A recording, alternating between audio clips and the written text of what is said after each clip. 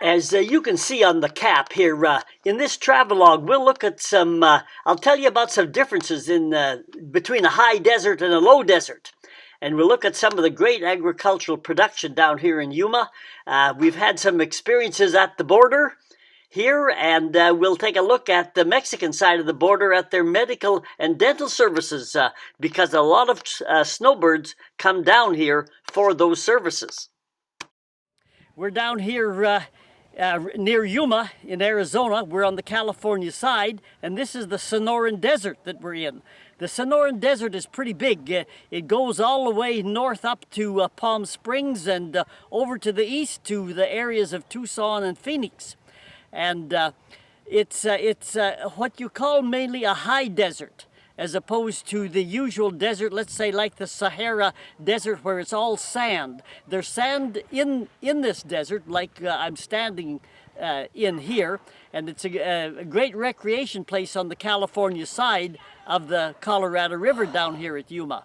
But there's another kind of a desert called the high desert, and that's where the cactus grows and low brushes and various flowering plants, as opposed to the, let's say, lower desert, which is strictly all sand. Okay, we're down here at Yuma. We're going to look at some of the desert here, and then we're going over to the Arizona side, and we'll take a look at, they got a lot of agriculture over there, and a lot of things. It's a snowbird country, and people come down here and spend the winter here. So let's take a look at this place.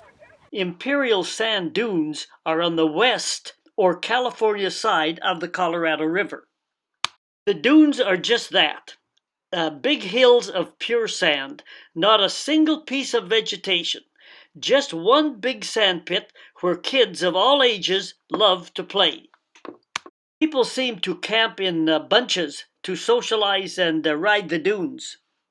The south end of the dunes run along the interstate and adjacent to the Mexican border in some places. This road here ends at the controversial wall that the U.S. built. Just avoid those power poles and it's freewheeling. You can go for untold distances and get even lost in the mountains of sand. And there are no rules of the road. In the years back, they built a plank road across these dunes. The paved interstate highway has long since replaced the old wood road. Nevertheless, the promotion of this plank road did help open up and the contact between San Diego and LA on the coast and points to the east. The definition of a desert is when the precipitation is less than the evaporation, or conversely, the evaporation of moisture from the land is greater than the total amount of precipitation. Those are the things that define a desert. The desert here at the sand dunes have no vegetation. In contrast, look at this vegetation here in this desert. Now, this desert also has greater evaporation than precipitation, but still enough precipitation to have plant growth. There is also some plant growth in the desert here where a drug chase or illegal immigrant encounter led to this abandoned motorhome just on the American side of the U.S.-Mexico border wall, which is that dark steel border fence that you can see in the background. There is enough precipitation in some parts of deserts and in some deserts that really give you abundant growth like this. Some places promote a desert bloom tourist season, and visitors pour out of urban areas to enjoy the countryside in full spring bloom. Down here at Yuma, the Colorado River is really but a shadow of what it once was. There is still enough water in the river to provide abundant irrigation, and we enjoyed bicycling along the edges of some of the canals. And just look at what water does to the desert. Arizona, as you can see, ranks 8th for all cabbage production in the U.S. This is big farm country.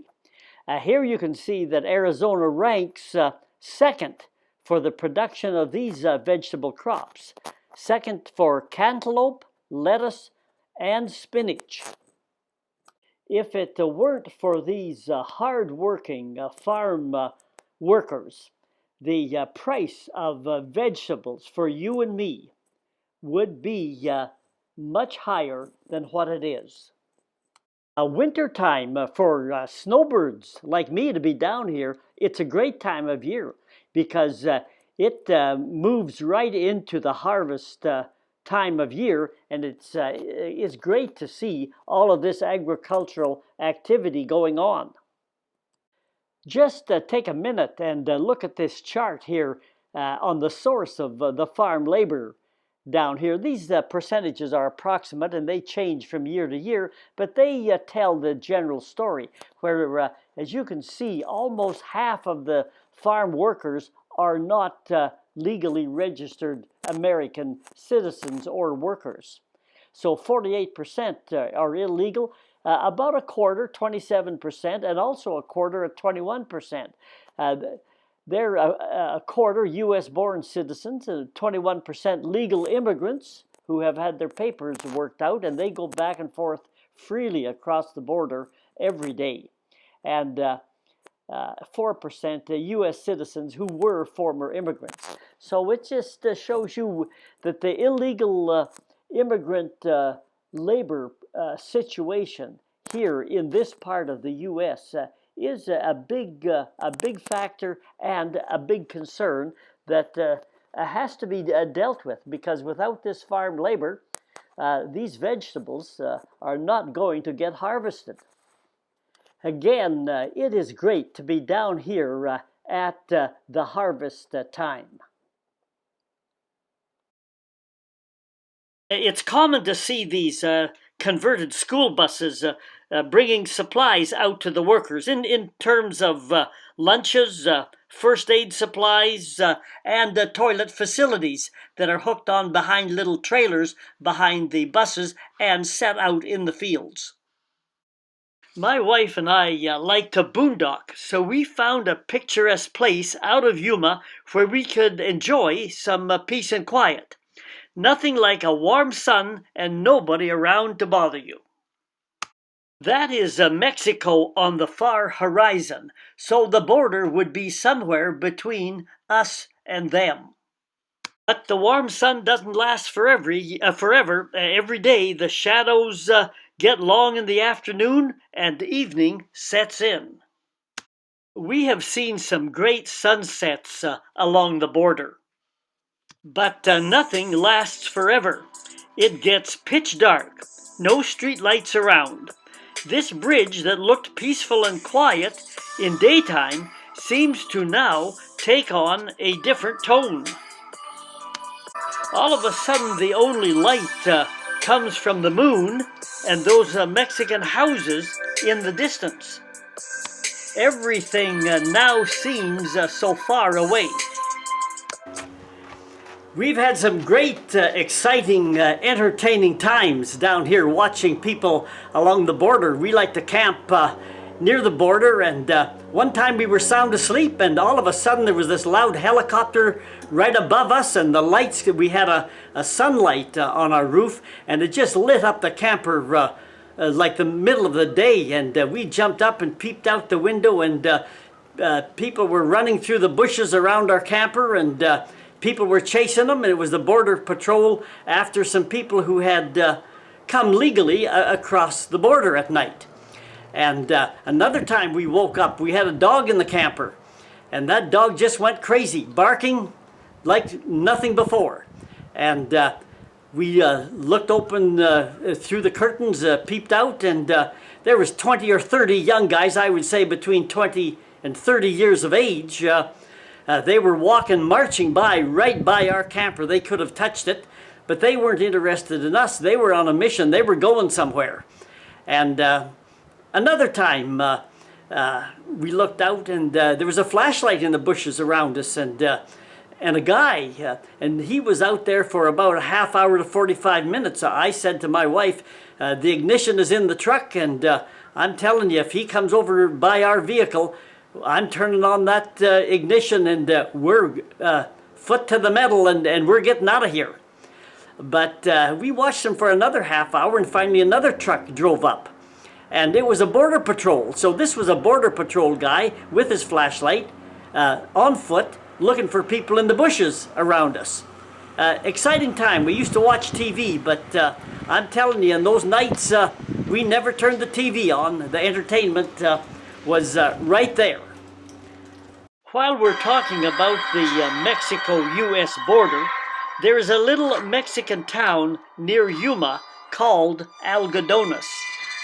The border wall looks different in various places.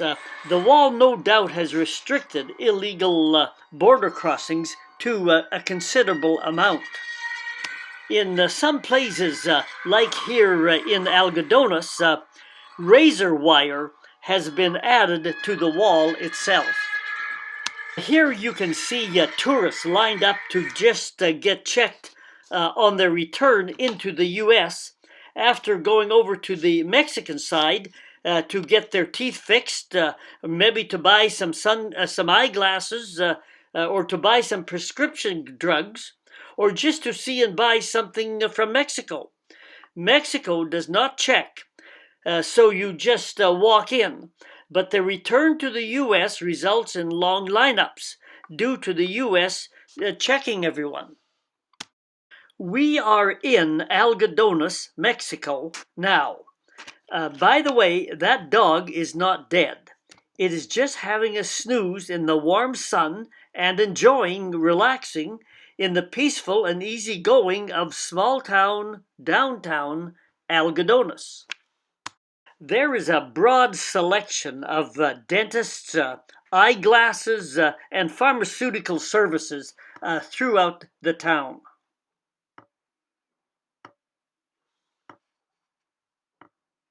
Did I ever tell you I needed some tooth work one time?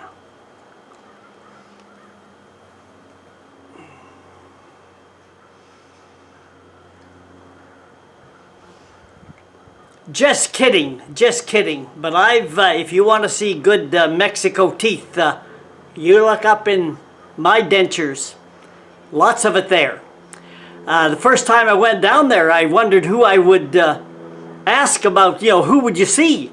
And a fella just said, go out there in the desert where those other people are parked with you and ask them. They're all down here to see a dentist. They'll tell you who the good dentists are. And I did that, and it all worked out fine for me. But a lot of people know someone who has come down here. Thousands and thousands of people get dental work and other medications down here on the Mexican border in places like Algodones. Sometimes it's usually a lot cheaper. I know people who have got a price at home, and then they came down here and they paid for their trip. They got their dental work done. They had a 2 or 3 week holiday, and they went home with $2,000 or $3,000 in their pocket. It just in part depends on how much your dental bill is going to be. And of course there is the question of comfort and safety. And safety is a personal question, but I tell you, I've never had my fillings. I've had fillings fall out at home, and I don't know what they put in to your fillings down here in Mexico, but maybe it's kryptonite or something. But whatever it is, I have never had a filling fail in the many, many years that I've had my teeth filled with the fillings from down here.